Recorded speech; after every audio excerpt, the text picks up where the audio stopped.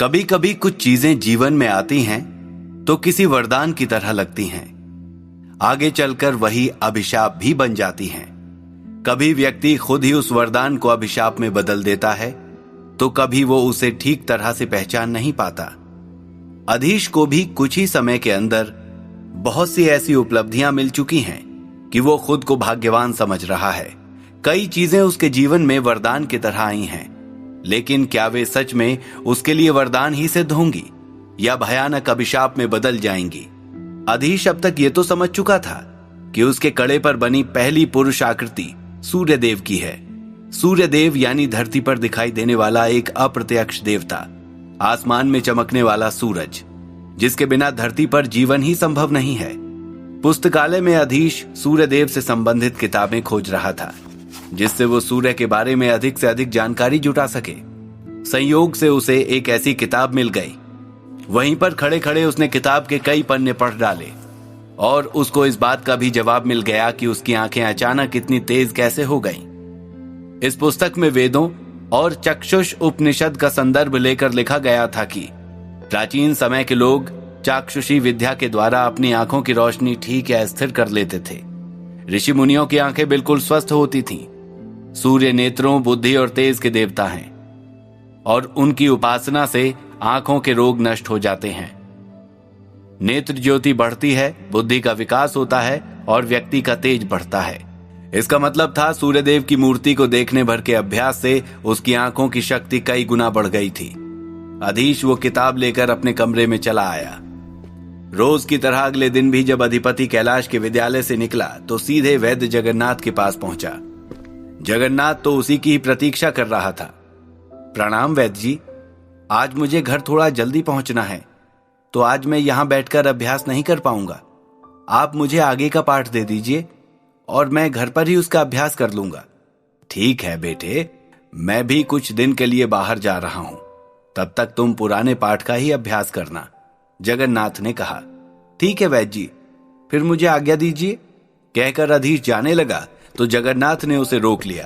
फिर उसने एक डिबिया खोलकर वो छल्ला निकाला और अधीश को देते हुए कहा, कल सुबह स्नान करके इस छल्ले को पहन लेना, इससे तुम्हें ध्यान केंद्रित करने में सहायता मिलेगी। अधीश वो छल्ला लेकर घर चला आया और फिर अपनी किताब खोलकर बैठ गया। अगले दिन तक वो पुस्तकालय से लाकर किताबें पढ़ता रहा। उस छल्ले के बारे में उसे याद ही नहीं रहा। इसी बीच अधिपति ने पाणिक के साथ कई सिद्धिधारक छात्रों को अवंतीपुर भेजा। इनमें प्रताप और देवयानी भी थे। वहां कोई प्रतियोगिता का विशिष्ट और उत्तम सिद्धिधारकों को सम्मानित भी किया जाना था। एक तरह से अवंतीपुर दुनिया भर के सिद्धिधारकों का केंद्र था, सिद्धियों का तीर्थ। सब कुछ सामान्य चल रहा था। एक दिन अधीश कक्षा के बाद घर जाने लगा तो एक बार विचार आया, क्यों ना जगन्नाथ वैद्य के घर जाकर देख लिया जाए, शायद वे आ गए हों।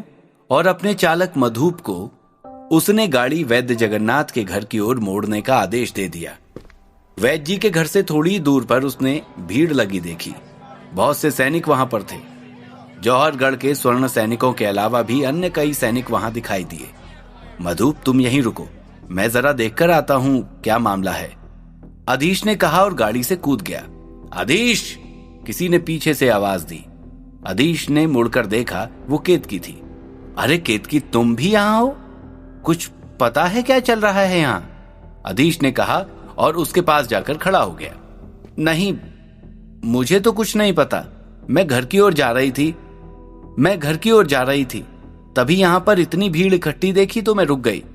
लेकिन मुझे ये समझ में नहीं आ रहा है कि वैद्य जगन्नाथ के घर के बाहर इतने सैनिक क्यों खड़े हैं? केतकी बोली। ये दूसरे सैनिक कौन हैं, स्वर्ण सैनिकों के अलावा? अधीश ने पूछा।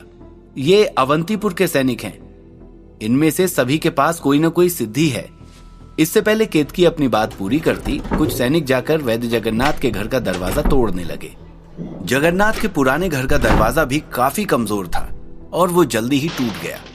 इसके बाद दो सैनिक उसे बाहर लाने के लिए घर के अंदर घुसे।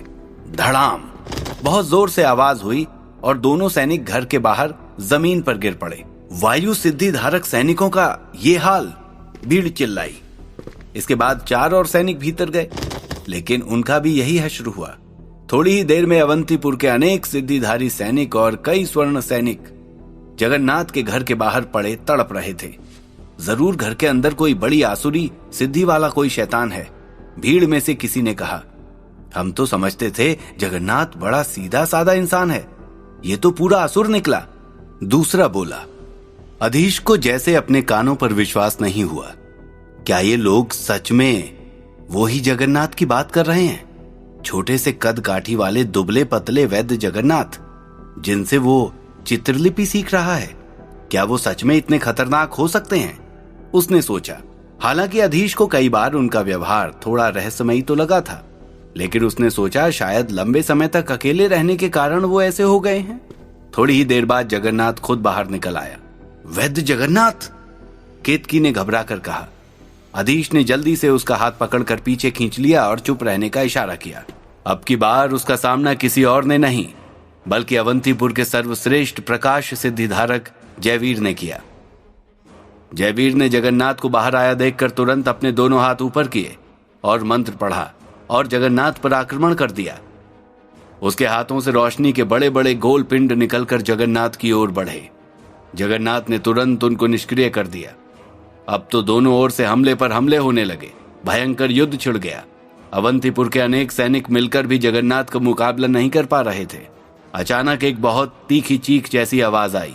लोगों ने अपने कान बंद कर लिए। जयवीर ने अपना सबसे मजबूत परम चक्र जगन्नाथ की ओर फेंक दिया। अग्नि और प्रकाश के एक बड़े घेरे ने जगन्नाथ को घेर लिया।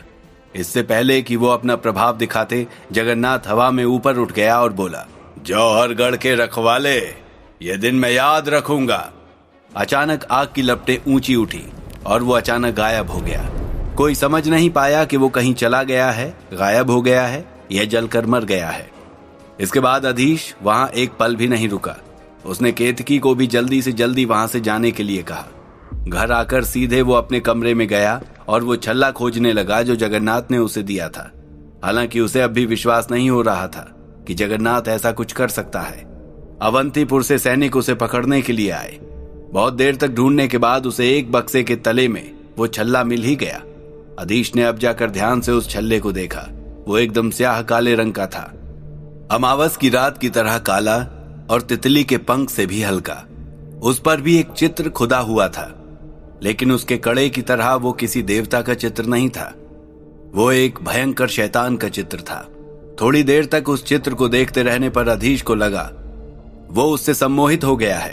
देखते देखते एक शून्य सा उसकी आंखों के आगे पैदा हो गया। लेकिन अचानक ही उसे अपनी स्थिति का ज्ञान हुआ और उसने आंखें बंद कर ली और फिर से अब सामान्य हो गया। एक बार फिर उसने ध्यान से उस चित्र को देखा। फिर वही हुआ, वो एक शून्य में पहुंच गया। अब की बार उस गहरे काले शून्य में उसे एक किताब दिखाई दी। काफी देर तक वो किताब पर नजरें गड़ाए रहा और अब की बार जैसे ही उसने आंख बंद की, वो किताब एक शून्य से निकलकर उसके सामने वाली मेज पर आ गिरी। अधीश चौंक गया। वो किताब भी बिल्कुल काले रंग की थी। फिर उसने धीरे से वो किताब उठाई और उलट पलट कर देखने लगा। उसमें चित्रलिपि में ही कुछ लिखा हुआ था। इससे पहले कि वो कुछ समझ पाता, दरवाजे पर दस्तक हुई। अधीश ने दरवाजा खोला। सामने मधुप खड़ा था। अधीश भैया, कुछ स्वर्ण सैनिकों के साथ अवंती के सैनिक आपसे मिलने आए हैं, बाहर चलिए, मधुप बोला। अच्छा। अधीश ने आगे कुछ नहीं कहा। अब अपने हाथ में पकड़ी हुई वो किताब और छल्ला दोनों को एक संदूक में डालकर जल्दी से बाहर निकल आया। बाहर आते ही एक स्वर्ण सैनिक अधीश के पास आया और उसे सेना की घोड़ा गाड़ी में बैठने के लिए कहा। माफ कीजिए, लेकिन बस थोड़ी सी जरूरी पूछताछ उन सभी से की जा रही है जो भी जगन्नाथ को जानते हैं, स्वर्ण सैनिक बोला। वास्तव में अधीश को पूछताछ के लिए ले जाने में स्वर्ण सैनिकों को थोड़ी हिचक हो रही थी। आखिरकार वो महान सेनापति विश्वनाथ पुरोहित का बेटा था, लेकिन अवंतीपुर के सिद्धि सैनिकों के सख्त निर्देश थे उन सभी लोगों को लाया जाए जो किसी भी तरह जगन्नाथ से संबंधित थे। अधीश को अंदर ही अंदर थोड़ा डर लग रहा था। गाड़ी में एक स्वर्ण सैनिक के अलावा अवंतीपुर से आया हुआ एक सिद्धि सैनिक भी था। अधीश को याद आया कि यह सैनिक जगन्नाथ के साथ लड़ाई के समय उसके घर के बाहर मौजूद था। अपनी घबराहट छिपाने के इरादे से अधीश ने उससे बातचीत शुरू कर दी। अवंतीपुर में सिद्धि धारकों की कोई प्रतियोगिता चल रही है? उस सैनिक को बातचीत में कोई रुचि नहीं थी। पाणिक मेरे मित्र हैं, वे हमारे यहाँ के सर्वश्रेष्ठ सिद्धिधारक हैं और मुझे विश्वास है कि उन्हें जरूर पुरस्कार मिलेगा। अधीश आगे बोला। पाणिक का नाम सुनकर उस सैनिक की आंखों में चमक आ गई। वो बोला, पाणिक को तो मैं अच्छी तरह जानता हूं, कुछ ही दिनों में हमारी अच्छी दोस्ती हो गई है। फिर पाणिक और प्रतियोगिता के बारे में बातचीत करते हुए वे लोग उस भवन तक पहुंच गए जहां सिद्धि सैनिक पूछताछ कर रहे थे। अधीश ने अंदर जाकर देखा, उसके अलावा कई और लोग थे जिनसे पूछताछ की जा रही थी। वहां केतकी भी थी। अब वो उतनी घबराई हुई नहीं लग रही थी। सब लोगों ने यही बताया कि वे जगन्नाथ को बहुत अच्छी तरह नहीं जानते, बस कभी किसी काम से मिल लिया करते थे। फिर एक सैनिक ने अधीश को बुलाकर पूछताछ शुरू की। एक स्वर्ण सैनिक ने उसका परिचय दिया। ये है आयुष्मान अधीश, महान सेनापति विश्वनाथ पुरोहित के सुपुत्र। विश्वनाथ का नाम सुनकर वो सैनिक थोड़ा नरम पड़ा। सम्मान के साथ अधीश से बोला, बस कुछ जरूरी पूछताछ करनी है। वास्तव में हम ये पक्का करना चाहते हैं कि कहीं जगन्नाथ ने अपनी आसुरी सिद्धियों का प्रयोग तो नहीं किया किसी पर। आप बताइए, आप कैसे जानते थे जगन्नाथ को? मैं अभी कुछ ही दिन पहले उनसे मिला। मैं उनसे चित्रलिपि सीखने जाता था, अधीश ने बताया। फिर सैनिक ने कुछ और सवाल किए। इतने में वहां पर परम सिद्धिधारक जयवीर आ गया और पूछताछ के लिए बुलाए गए सभी लोगों को एक गोल घेरे में बैठ जाने को कहा। जब सभी लोग बैठ गए तो जयवीर ने कुछ मंत्र पढ़े और एक अलौकिक प्रकाश वहां फैल गया। सभी लोग उस प्रकाश के घेरे में थे। कुछ समय बाद वो प्रकाश धीमा होकर गायब हो गया। अच्छा, अब आप लोग जा सकते हैं। मैं बस यही परीक्षण करना चाहता था कि किसी पर कोई आसुरी प्रभाव तो नहीं है, लेकिन सब ठीक है। आप में से किसी पर उसकी काली छाया नहीं पड़ी। आप लोगों के सहयोग के लिए धन्यवाद, जयवीर बोला और सभी उठकर जाने लगे। केतकी अधीश के साथ ही बाहर तक आई। अधीश ने उससे कहा, अच्छा केतकी, तुम घर जाओ और कुछ दिन आराम करना। मधु पहले ही अधीश की गाड़ी लेकर बाहर खड़ा था। अधीश जल्दी से गाड़ी में सवार हुआ और गाड़ी घर की ओर चल दी। अब वो जल्द से जल्द घर पहुंचकर वो किताब पढ़ना चाहता था। मंदिर के बाहर बने एक चबूतरे पर अधिपति कैलाश और विश्वनाथ पुरोहित बैठे इसी विषय पर चर्चा कर रहे थे। मुझे तो विश्वास ही नहीं होता विश्वाजी, जगन्नाथ को मैं बचपन से जानता था। कितना प्रसिद्ध और कुशल वैद्य था वो। उसने कब आसुरी सिद्धियां प्राप्त कर ली? अधिपति ने कहा। उनकी आवाज से ही उनके दुख का पता चल रहा था। किसके मन में क्या चल रहा है आज तक कौन जान पाया है। आप दुखी मत हो अधिपति, विश्वा ने ढांढस बांधते हुए कहा। आप ठीक कहते हैं विश्वा जी, लेकिन आज मैं अपने आप को ठगा हुआ महसूस कर रहा हूं। अधिपति ने एक लंबी सांस छोड़ी। कोई बात नहीं अधिपति, जो होना था हो चुका। आप अपना ध्यान रखिए। आज कुछ स्वर्ण सैनिक अधीश को अपने साथ पूछताछ के लिए ले गए थे। अब तक शायद वो वापस आ गया होगा। मैं भी चलता हूं, विश्वा ने कहा। ठीक है विश्वा जी, मैं भी अधीश से कल बात करूंगा। मुझे तो इस बात का पता ही नहीं था कि वो जगन्नाथ से मिल रहा है आजकल, अधिपति कैलाश बोले। फिर वे विश्वा को बाहर तक छोड़ने आए। वापस अपने भवन में जाते हुए अधिपति कैलाश के कंधे झुके हुए थे। उनके मन में गहरी उदासी थी। मुख्य द्वार से प्रवेश करते ही अधीश ने देखा देवयानी महल के बाहर ही खड़ी है। अच्छा, तो ये सब भी लौट आए हैं, उसने सोचा। उस समय देवयानी का चेहरा देखकर कोई भी बता सकता था कि वो गुस्से में है। अधीश जानता था कि अब देवयानी के कोप से उसे कोई नहीं बचा सकता। क्या हुआ वहां पर? तुम इतना सब करते रहते हो बिना किसी को बताए। अगर कुछ गलत हो जाता तो? यहां तक कि पिताजी को भी नहीं पता था। देवयानी ने सवालों की झड़ी लगा दी। बस साधारण सी पूछताछ थी जो सभी से की गई, अधीश ने कहा और देवयानी से बिना कोई बात किए जल्दी जल्दी सीढ़ियां चढ़कर ऊपर चला गया और द्वारपाल से कहा, कोई भी उसे पूछने आए साफ साफ कह देना कि मैं घर पर नहीं हूं, समझे? जो आज्ञा महाशय, द्वारपाल ने कहा। कमरे में जाकर अधीश ने दरवाजा बंद किया और जल्दी से वो छल्ला और किताब संदूक से निकाल ली। यदि इस छल्ले में से ये किताब बाहर निकली है तब इसका मतलब है ये इस छल्ले में छिपा कर रखी गई थी, और इसका मतलब ये भी हुआ कि और भी कई चीजें इसमें छिपाई जा सकती हैं, अधीश ने सोचा। फिर उसने वो छल्ला अपनी हथेली पर रखा और ध्यान लगाने लगा और मेज पर पड़ी हुई एक कलम उसने उस शून्य में डाल दी। फिर जैसे ही आंखें बंद कर फिर खोली तो वो कलम मेज पर नहीं थी। वाह, उसने धीरे से कहा। अब वो जल्दी से जल्दी उस किताब को भी पढ़ लेना चाहता था, लेकिन क्या सच में उसे वो किताब पढ़नी चाहिए?